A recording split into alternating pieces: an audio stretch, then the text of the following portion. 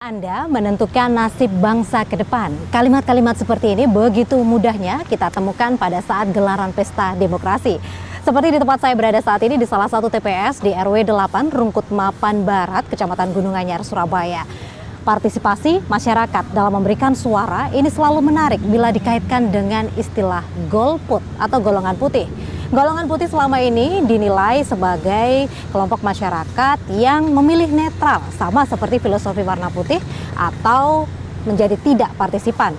Namun juga kerap sekali ada suara yang menyatakan golput artinya tidak memiliki andil untuk menentukan nasib bangsa ke depan. Benarkah seperti itu?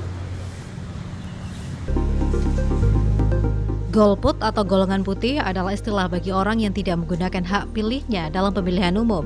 Keengganan menggunakan hak suara ini bisa berlaku untuk pemilihan presiden, calon legislatif maupun perwakilan daerah.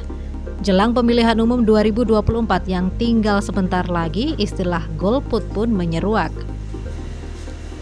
Kalau menurutku sendiri golput tuh kayak cenderung gak ngelihat visi misi tiap paslon, kayak ada yang cenderung ngikut aja kata orang-orang mau kayak gimana, mau dalam presidennya, tetapi ada juga yang kayak acuh aja sih, mau ada aturan ini aturan itu, nggak seberapa ngaruh ke dia, jadi dia kayak tendensinya buat golput.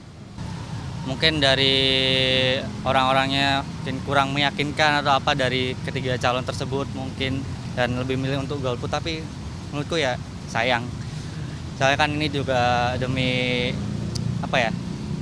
kedepannya juga untuk lebih lebih maju. Golput itu golongan putih ya kan? Menurut aku sih kurang bagus ya, karena kenapa sih? Karena satu orang itu menentukan pilihan ya kan? Pilihan itu nanti kita untuk masa depan semua orang. Jadi ngapain kita harus golput, orang kita warga Indonesia sendiri ngapain harus golput ya kan? Saya sebagai warga Indonesia juga kurang setuju sih kalau sama yang golongan golput itu. Gak suka. Komisi Pemilihan Umum mencatat angka golput dalam 20 tahun terakhir mengalami peningkatan hingga penurunan.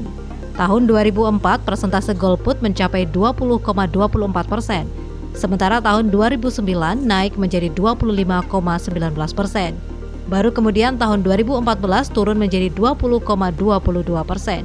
Pada momen pemilu 2019 yang dikenal panas, angka golput mencapai persentase terendahnya 18,3%.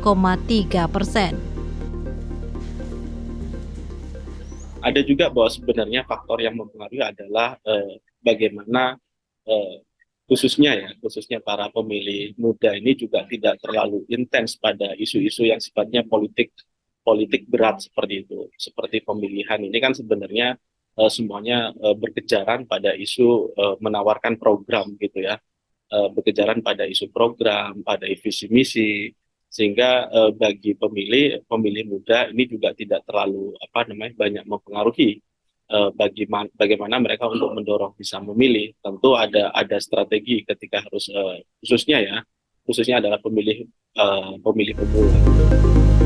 Dalam Undang-Undang Pemilu Nomor 7 Tahun 2017, istilah golput atau golongan putih sebenarnya tidak ditemukan.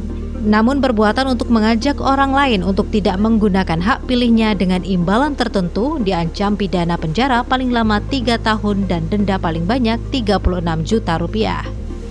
Peserta kampanye pemilu secara tidak langsung ataupun secara langsung yang tidak menggunakan hak pilihnya itu baru mendapatkan pidana ya. Jadi bisa dikatakan kalau dia menggerakkan orang lain ya itu dia bisa dipidana, tapi kalau dia hanya mendeklarasikan dirinya saja untuk tidak menggunakan hak pilihnya itu tidak bisa dipidana. Golput bisa terjadi karena konstituen atau pemilik suara belum memahami materi politik yang ditawarkan oleh capres, caleg ataupun partai politik.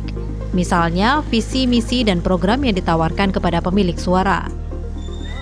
Karena itu butuh usaha ekstra, butuh usaha yang luar biasa untuk mendekatkan diri, karena memang tidak ada yang lebih kuat dari pengaruh semua itu kecuali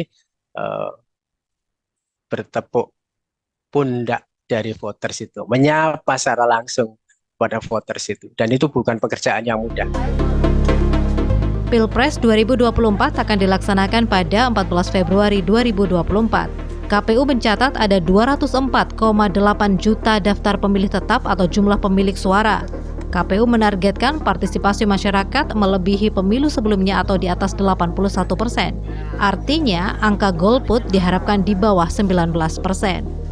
Wida Subianto, Aga Dipa, Surabaya, Jawa Timur.